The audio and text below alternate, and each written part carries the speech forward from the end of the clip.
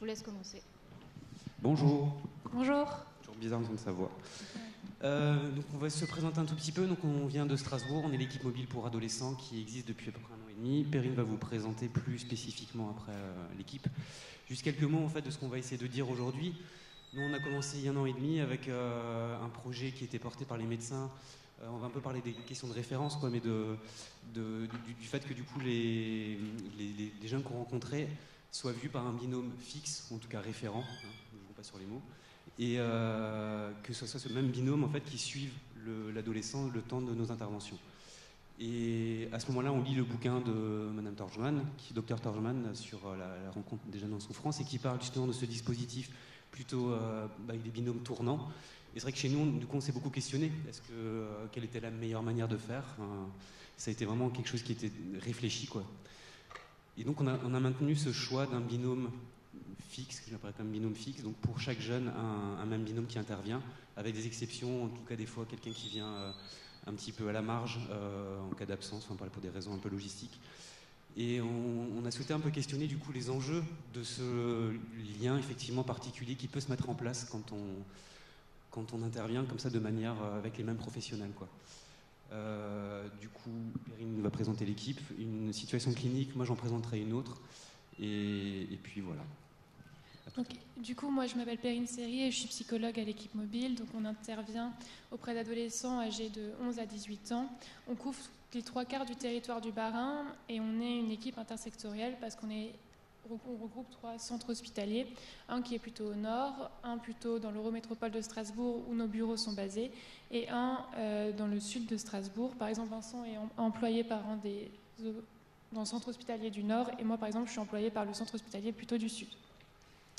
Donc on intervient auprès d'adolescents qui sont en rupture ou en refus de soins, ou qui peuvent être sans demande particulière. On n'intervient pas en urgence. Nos missions, c'est vraiment d'aller pouvoir aller à la rencontre du jeune, d'évaluer la situation et de pouvoir l'accompagner vers une structure qui est adaptée à ses besoins. Donc comme disait Vincent, on intervient en binôme fixe. On a fait ce choix pour différentes raisons, pour favoriser ou faciliter éventuellement l'alliance thérapeutique, la relation de confiance, mais aussi de pouvoir être repère auprès des patients et de la famille dans le soin.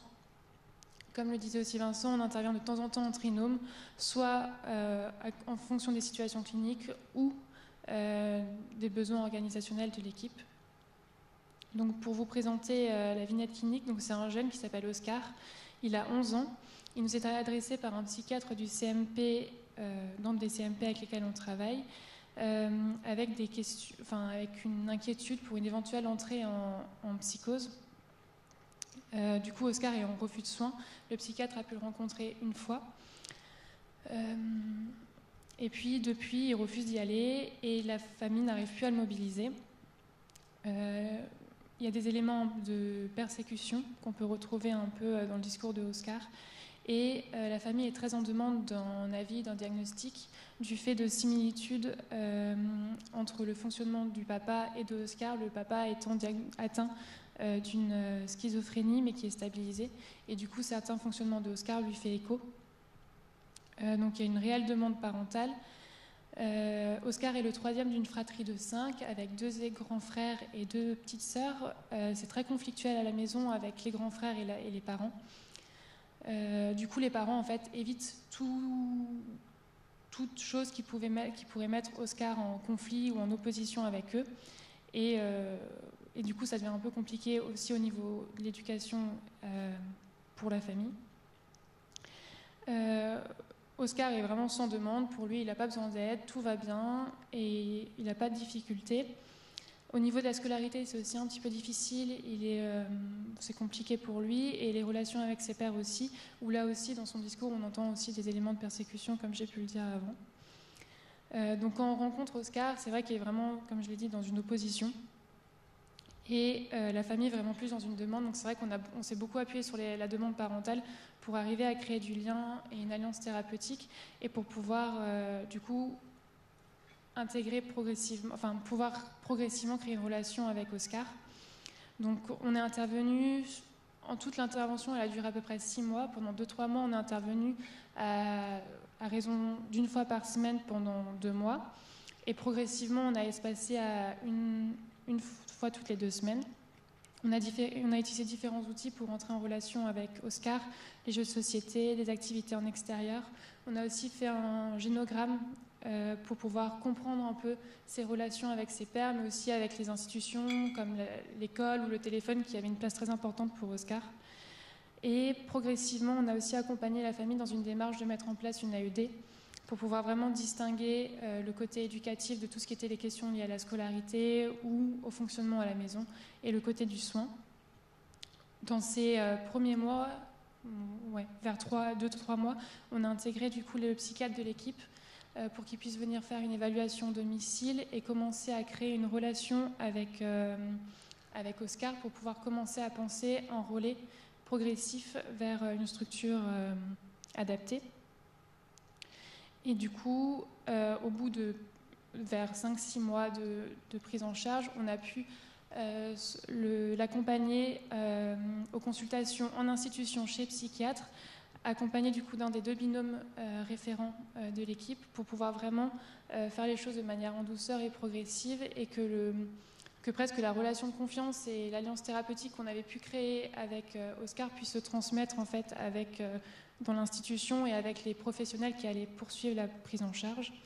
Et du coup, le psychiatre a pu proposer un hôpital de jour avec un atelier thérapeutique une demi-journée par semaine et instaurer un traitement où la famille et Oscar ont adhéré et où la famille et Oscar ont pu voir très rapidement des effets bénéfiques. Et en parallèle de ça, Oscar a pu changer, a été orienté en classe SECPA, ce qui a aussi favorisé en fait que toute la dynamique a changé parce que tout devenait plus facile pour lui. Et du coup, nous, on s'est progressivement retiré de la situation et on reste en veille en cas de besoin s'il y avait de nouveaux besoins d'intervenir au domicile ou s'il y a besoin de faire du lien entre les différentes institutions comme l'école, l'AED ou encore l'hôpital de jour. Et en fait, là, le binôme fixe, il a vraiment pu faire donc repère et vraiment pu faire continuité dans le soin et accompagner de manière progressive et douce en fait Oscar dans l'entrée des soins et la famille aussi qui puisse être le plus rassurée en fait et le mieux accompagnée dans cette prise en charge. Voilà. Du coup, moi, je vais essayer de vous parler de Hector en fait. Moi, je crois que c'est un peu une situation un peu paradigmatique des jeunes qu'on a pu rencontrer, c'est-à-dire des jeunes qui étaient en rupture scolaire, qui n'arrivaient pas à sortir de chez eux, à se mobiliser, avec quand même quelque chose qui ressemble à une demande parentale qui est un peu floue. Et du coup, voilà, c'est Hector. Quand on le rencontre, il a quasiment 12 ans. Il était déjà passé par le CMP, mais sans qu'il puisse adhérer à rien. Sauf les parents arrivaient à le mobiliser une fois, mais ensuite rien ne se passait. Et la mère n'arrivait pas à l'emmener au CMP, comme elle n'arrivait pas à l'emmener à l'école par ailleurs. Une mesure d'investigation était en cours, donc il y avait une éducatrice qui venait au domicile pour faire son investigation. Alors petite parenthèse, moi j'ai toujours été impressionné parce que nous on a le luxe d'intervenir à 2 et dans des situations complexes comme celle-là, c'est pas un luxe en fait, et que ces éducateurs-là qui travaillent seuls au domicile, je trouve ça vraiment très compliqué. Et que, voilà. Puis, avant de parler du binôme fixe, parler du binôme déjà, je pense qu'il est essentiel, je pense à notre pratique. Et du coup, cette éducatrice effectivement avait beaucoup de mal à rencontrer ce jeune qui se barricadait dans la salle de bain. Enfin voilà, c'était très compliqué. Donc Hector est en rupture scolaire depuis longtemps. Il vit avec ses parents et sa sœur aînée qui a 1 an de plus que lui. Et la mère a 2 autres enfants qui ne sont plus au domicile. D'une autre union, le grand frère, on ne sait pas trop, et la sœur, elle, s'est suicidée à la majorité. Elle avait été placée quand elle était à l'adolescence. Donc, élément quand même important qui met en lumière pas mal de difficultés de la mère pour toutes ces questions autour d'un placement éventuel, très complexe. Je vais poser mon papier parce que je tremble. Du coup, j'ai essayé de détailler un petit peu alors oui, juste pour Hector, donc il sort plus de chez lui, alors il passe sa journée devant les jeux vidéo, les écrans, et au niveau éducatif, les parents sont complètement en panne. Enfin, ils ont des difficultés pour à peu près tout, quoi, donc l'école, enfin tout le reste. La mère travaille assez peu, le père lui travaille. Donc, dans les premiers temps, on a pu rencontrer ce jeune, on a pu un peu dessiner avec lui, avec ma collègue, On a même pu faire un jeu, je sais pas, qu'on a à Strasbourg là, qui permet un petit peu aux jeunes de parler par ça s'appelle le nuage de mots. Enfin voilà, on en dira quelque chose quand on aura le temps peut-être. Et moi, je pense qu'à ce moment-là, il en a trop dit, ce jeune. Donc après ça, il s'est complètement barricadé de nouveau avec nous, et il restait dans sa chambre. Et alors là, il se passait quelque chose d'assez étonnant, c'est que avec ma collègue, on a fait le pari en fait que derrière cet évitement, il n'y avait pas forcément que de l'opposition, mais qu'il y avait une dimension ludique. Et alors le premier temps, ça a été, moi je suis allé dans sa chambre à un moment donné où ma collègue parlait avec la mère, et il se cachait derrière sa couette, et donc j'ai juste joué comme avec les enfants, quoi, présent, absent, je suis là, je suis pas là, enfin il y avait quelque chose comme ça qui s'instaurait du jeu, et à partir de là, on a pu instaurer un jeu avec ma collègue où on triangulait, où il y avait quelque chose comme ça toujours une dimension ludique, et finalement, plutôt que d'être dans l'affrontement avec cet évitement, on a joué à cache-cache avec lui. Et là, il a commencé à se mobiliser physiquement, c'est-à-dire à jouer avec nous. Et à partir de là, il y a vraiment beaucoup de choses qui ont changé, c'est-à-dire qu'on a pu l'amener à l'extérieur, on a pu faire du foot avec lui à l'extérieur, on a pu l'amener au CMP, ce qui n'était pas du tout pensable. Et même, c'était, alors que la mère, des fois, freinait un petit peu, c'était le jeune qui demandait à venir au CMP pour des temps de jeu avec lui. Et voilà. Et juste en amont de ça, moi j'ai envie de parler un peu de la scène inaugurale du côté soignant, parce qu'on a eu une des premières interventions qui avait lieu en présence des deux parents. Le père, on n'avait pas trop vu jusqu'ici.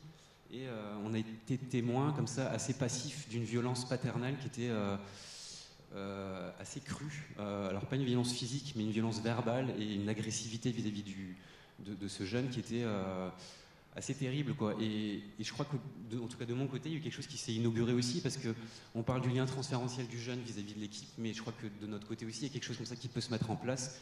Et de le porter en fait. Enfin, voilà, je pense qu'il y a cet engagement, je crois, qui est important aussi de notre côté à un moment donné, et qui me semble plus facile, en tout cas plus évident à mettre en place quand il y a une régularité d'intervention, plutôt que par rapport à quelque chose de tournant. Voilà. Et oui, ce jeune, et finalement, en fait, on a pu aussi instaurer avec lui une activité thérapeutique dans le cadre du CMP auquel je suis rattaché. Et alors, dans les premiers temps, on l'accompagnait, c'est-à-dire qu'on allait faire l'activité avec lui et les éducateurs de l'atelier. Et jusqu'à ce que les éducateurs, c'était en discussion avec eux, qui d'abord disaient ben non, revenez encore, ils sentaient que c'était encore fragile, et à un moment donné, il y a quelque chose qui était noué, et il y a quelque chose voilà, on a pu se retirer en fait de ce moment-là, quoi. Et finalement, ce jeune, petite parenthèse, en fait, il a finalement été placé, ce qui était à un moment donné énoncé, mais sans qu'il y ait de place. Finalement, il a été placé. Et alors, dans un premier temps, on se disait, zut, c'était en janvier, il y avait la décision judiciaire en fait d'un placement, mais pas de place. Donc, discours très ambigu pour la famille, espèce de non-lieu comme ça. Et finalement, le placement a eu lieu quelques mois plus tard. Et au final, je pense que c'était assez intéressant parce que ce temps-là de début d'activité, d'investissement de nous, d'autres professionnels, enfin d'autres lieux, a permis finalement que ce placement se passe plutôt bien. Avec vraiment, nous, la dernière rencontre qu'on a eue avec ce jeune, c'était à son foyer, où il était juste métamorphosé. Enfin, il y avait quelque chose de vivant, d'une envie de s'impliquer dans les activités. Et après ça, on n'a plus pu le voir. On avait sollicité un petit peu pour continuer un petit peu des rencontres. Et c'est lui, d'ailleurs, il a recommencé à esquiver. Mais du coup, je crois que pour nous, notre travail était terminé à ce moment-là. Enfin, il a pu, comme ça, investir autre chose ailleurs, quoi. Et alors, du coup, j'ai envie un petit peu Ah oui, et si quand même, petite anecdote, en parallèle de l'intervention, ce jeune donc il allait sur les réseaux sociaux et il a dit à quelqu'un sur les réseaux sociaux, une adulte, qu'il était victime de violence. Et donc les flics débarquent à 5h30 du matin au domicile. Et voilà, c'est peut-être un hasard, mais il y avait quelque chose comme ça aussi nous, on est venus avec un peu du dehors et je pense pas qu'il en était conscient, mais quelque part, il a convoqué lui aussi de l'extérieur pour, je sais pas, mais en tout cas, c'était peut-être pas son lien avec la violence dont il était victime et dont il pouvait pas dire grand-chose, quoi. Et du coup, les éléments de réflexion sur, c'est un petit peu mon dada avec tout ça là, mais c'est la question de l'objet transitionnel. Et moi, j'ai l'impression qu'en intervenant comme ça, on se présente comme une espèce de support, un investissement extérieur au monde clos, familial. Et clos du domicile, clos de la famille, voire dans cette situation-là de l'agressivité parentale, je pense, qui enferme beaucoup de choses et qui, je pense, chez ce jeune-là, en tout cas, mettait à mal toute possibilité peut-être pas toutes, mais en tout cas mettait à mal, la possibilité d'investir un tiers quel qu'il soit ou un extérieur quel qu'il soit. Voilà, donc je trouve qu'on vient déjà en intervenant comme ça avec une valence comme ça dedans dehors. Notre intervention, moi je pense que c'est une intrusion, qu'on le veuille ou non. Après, c'est comment la rendre créative, c'est-à-dire mes collègues ce matin parlaient de cette question de l'éthique. En fait, c'est effectivement je trouve qu'il y a une dimension assez passive dans l'intervention, même si on est dans l'action de se déplacer et de rester une espèce de support à projection, je crois. Il y a un petit peu de ça. Voilà. Parce que j'ai l'impression que l'extérieur qu'on vient signifier d'une certaine manière peut s'exprimer par les mots, mais je crois qu'il y a aussi un message implicite. J'ai l'impression qu'en parlant de l'extérieur, ou le fait qu'on intervienne, qu'on vienne de l'extérieur, quelque part, on a un message sous-jacent qui serait que le monde, à ce jeune-là, c'est le monde t'attend. Enfin, il y a quelque chose comme ça d'inviter, même si c'est pas exprimé explicitement, il y a quelque chose comme ça qui, je pense, un message implicite à tout ça, quoi. Et à côté de ça, j'ai l'impression que, alors c'est surtout ma collègue qui portait ça, peut-être parce qu'elle n'avait pas les mêmes ressentis aussi transférentiels, quoi, mais qui, elle, par contre, a beaucoup plus formulé des choses sur un vécu interne de ce jeune. Donc il y a quelque chose qui a pu être aussi dit. Lui n'en disait pas grand-chose, il écoutait, ou on ne savait pas trop, mais en tout cas, elle a pu lui formuler des choses qui, je pense, aussi permettaient qu'il y ait quelque chose de son monde interne à lui qui puisse prendre sens. Et voilà, il y a vraiment, je trouve, ces deux aspects du travail, quoi.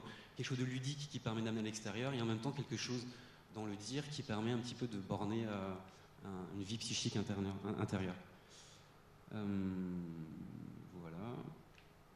Et oui, juste par rapport à ce truc-là, moi, j'étais assez étonné de ce jeu de présent, absent, quoi. Et c'est vrai que dans d'autres situations, moi, je me pose toujours la question souvent, comme s'il y avait une audace à avoir, d'avoir un geste à un moment donné qu'on ne peut avoir qu'au domicile. Enfin, en cabinet, c'est différent, quoi, en consultation. Mais des fois, je me dis, tiens, il y aurait peut-être un truc à faire. Et des fois, il y a cette espèce d'inhibition qu'on peut avoir aussi de faire quelque chose de trop décalé par rapport à ce qu'on pourrait attendre d'un psychologue. Je suis psychologue, enfin voilà, une espèce de trouver l'endroit un petit peu de création, justement, qui permet un peu de décaler les choses, quoi. Et autre chose par rapport à l'objet transitionnel, là, je pense aussi que ce jeune, il a permis aussi de nous exprimer de certaine manière quelque chose de l'ambivalence, en fait, d'une amour et d'une haine, qui était compliqué d'exprimer en famille. Et je crois que de notre côté, le fait de ne pas lâcher, ça a été ne pas lâcher sur ça, c'est-à-dire de supporter le fait qu'à un moment donné, ils nous lâchent, qu'à un moment donné, ils reviennent, cette espèce d'aller et retour, en fait. Et encore une fois, je pense que c'est possible, pour lui et pour nous, dans le fait qu'on était dans cette situation-là quasiment tout le temps les deux mêmes professionnels. Il y a quelque chose qui se jouait avec nous et dans cette rencontre-là, vraiment, quoi. Voilà. Et voilà, tout à l'heure, la mise en jeu d'un engagement minimal. Et moi, je pense que cet engagement minimal, il correspond au nécessaire pour chaque situation. Et que ce nécessaire, parfois, il doit quand même être assez important. Enfin, voilà. Et voilà, je pense aussi qu'on porte une temporalité, celle du temps psychique, mais aussi pour lui aussi d'une ouverture vers l'après. Enfin, il y a l'extérieur, mais il y a aussi cette ouverture du temps, de permettre quelque chose qui puisse à la fois le temps d'avant, ma collègue qui portait cette histoire quelque part, mais aussi quelque chose de l'après, quoi. Voilà. Conclusion.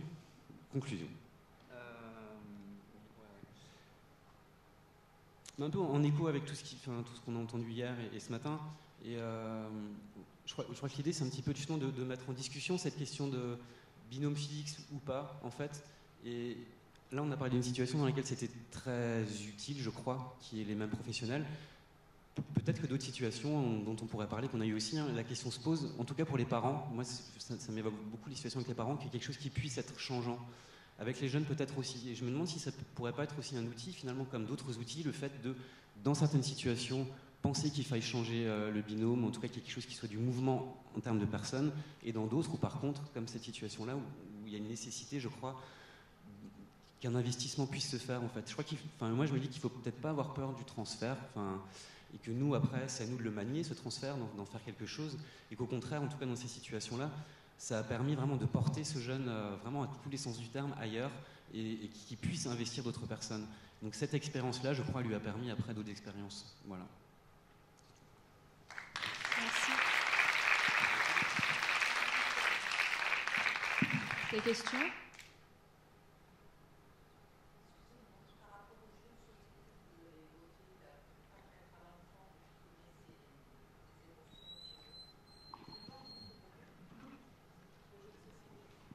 jeu de société, ça s'appelle le Nuage de mots. Ça a été conçu par une équipe d'un centre d'accueil médico-psychologique à Strasbourg. Alors en fait, c'est un jeu de cartes sur lesquels il y a des mots qui sont des mots. Alors il y a des mots moi, les parents, ou des lieux, ou des émotions, ou des concepts. Alors j'ai plus tout en tête là, mais ça peut être l'addiction, les jeux vidéo. Enfin, voilà, tout un paquet de mots. Et on demande aux jeunes de choisir un certain nombre de cartes qui lui parlent parmi tout le paquet. Donc il les prend. Et ensuite, il est amené à les disposer. Donc il y a des petits symboles en fait sur les cartes, on peut les mettre en réseau en fait, il y a des petits traits comme ça, voilà. Et donc il peut relier les choses tel mot avec tel mot, enfin voilà. Et l'idée après, c'est d'avoir une espèce de cartographie comme ça, enfin pas une cartographie, mais les mots qui sont posés, mis en relation, et de pouvoir en dire quelque chose. Selon le lien qu'il y a fait. Alors, j'ai plus en tête ce qu'il avait présenté lui, quoi. Et après, il y a effectivement soit que le jeune a pris la carte moi, et donc il l'a mise à un endroit. S'il l'a pas fait, on lui glisse la carte, on lui demande de se positionner, donc de cette carte-là, moi, par rapport aux autres cartes. Et effectivement, ça permet. Alors, moi, je suis un peu ambivalent avec ce jeu parce que justement, dans cette situation-là, ça prend l'allure d'un jeu, mais c'est pas un jeu. C'est-à-dire qu'en fait, ça peut être un peu piégeant. Les jeunes peuvent être amenés à dire beaucoup de choses sans s'en rendre compte, et du coup d'avoir l'impression d'avoir été un peu piégé. Et je pense que c'est ce qui s'est passé avec ce jeune, quoi. Je pense que c'est un jeu qui peut être intéressant quand il y a déjà quelque chose qui s'est installé, d'une rencontre avec le jeune. Je ne sais pas si j'ai répondu à la question. Ouais.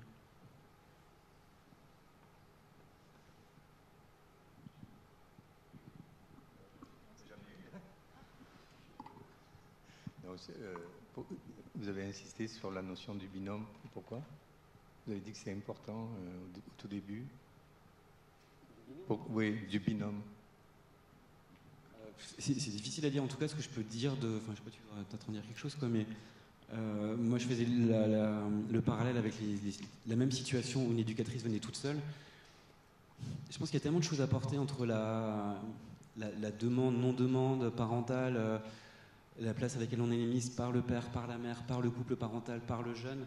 Il y a tellement d'éléments en fait qu'à un moment donné, je crois qu'il faut pouvoir trianguler quelque chose et sortir du face-à-face. Et quand on est tout seul, en fait, on est forcément face-à-face avec un système familial. D'être à deux, ça permet de trianguler quelque chose, et aussi des fois qu'un professionnel soit plutôt du côté du jeune, l'autre plutôt du côté des parents. On a souvent des situations dans lesquelles un des professionnels fait des entretiens seul avec le parent, pendant que l'autre fait des entretiens seul avec le jeune. Ça permet de dissocier, pas de dissocier, mais de distinguer les choses, de créer différents espaces, alors que seul, je pense que c'est juste impossible, enfin, très très compliqué.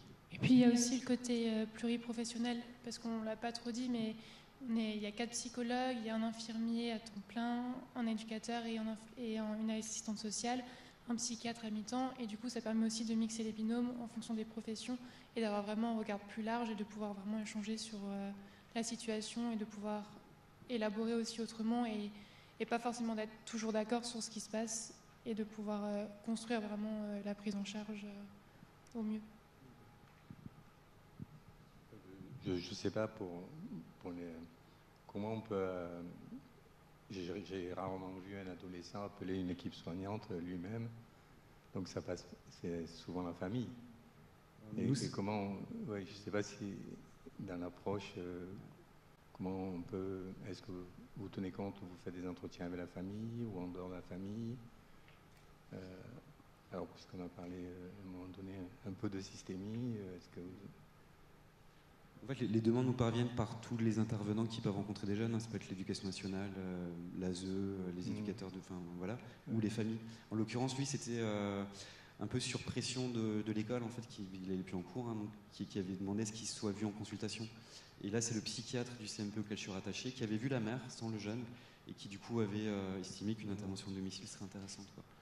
Et après, effectivement, on fait en sorte que les parents nous appellent quand même.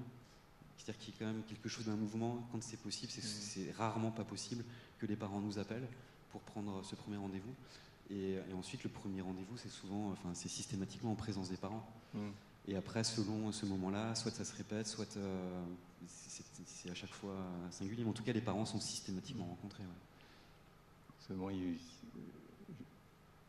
me reste en réflexion cette phrase de Gregory Bateson, un des fondateurs de l'école de Palo Alto, où il dit que si un problème a une influence sur un adolescent, l'adolescent et la famille exercent une influence sur la vie du problème. Donc, surtout avec les adolescents comme moi, je suis un peu étonné qu'on mette les adolescents d'un côté, enfin, c'est mon regard. C'est pas systématique et c'est vrai que des fois on reprend après quand même. Enfin, c'est pas distinct à chaque fois. Enfin, il y a du lien quand même. Enfin, ça bouge quand même beaucoup. Donc, ouais, je crois que c'est pas l'idée de mettre d'un côté les adolescents, de l'autre côté les parents, c'est de pouvoir à la fois travailler ensemble avec la famille, mais aussi des fois pouvoir un petit peu séparer les espaces pour ensuite les. Et nous on a un peu le luxe de faire ça. Et c'est vrai que dans certaines situations, un autre professionnel, moi je fais ça avec quelques parents, je vois un parent d'une situation dont j'ai pas rencontré le jeune, et je trouve que c'est quelque chose qui est vraiment intéressant en fait, de pouvoir à un moment donné avec le prisme du jeune, mais tout en faisant un travail individuel avec le parent. Et après ça permet d'y revenir autrement aussi dans le travail vraiment familial. Alors nous on n'a pas forcément la référence systémique, mais je crois qu'on travaille aussi sur la dimension mouvante des liens dans la famille, quoi. Ouais.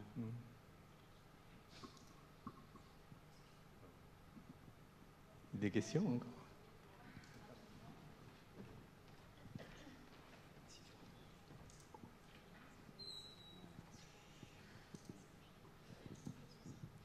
Oui, excusez-moi, je voulais savoir, donc là vous parlez essentiellement des parents, de l'enfant, du réseau. Est-ce que cela vous est arrivé, de manière, je pense, exceptionnelle, d'être contacté par le réseau pour un ado qui est demandeur de soins, mais dont les parents ne sont pas d'accord? Est-ce que vous intervenez quand même? Est-ce que vous intervenez avec une personne de confiance? Comment ça se passe? Est-ce que ça vous est déjà arrivé ou pas? Non, je crois pas, non.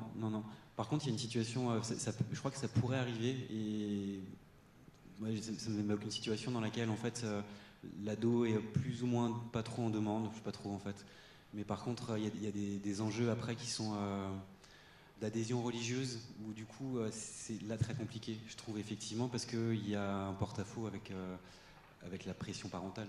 Donc là, c'est une situation sur laquelle j'interviens depuis pas très longtemps. Je ne pourrais pas en dire grand-chose, quoi, mais en tout cas, donc pas tant l'ado qui voudrait, mais les parents non, mais des choses un peu complexes, ouais, sur des questions un peu idéologiques. Voilà. Mais je peux pas en dire grand-chose.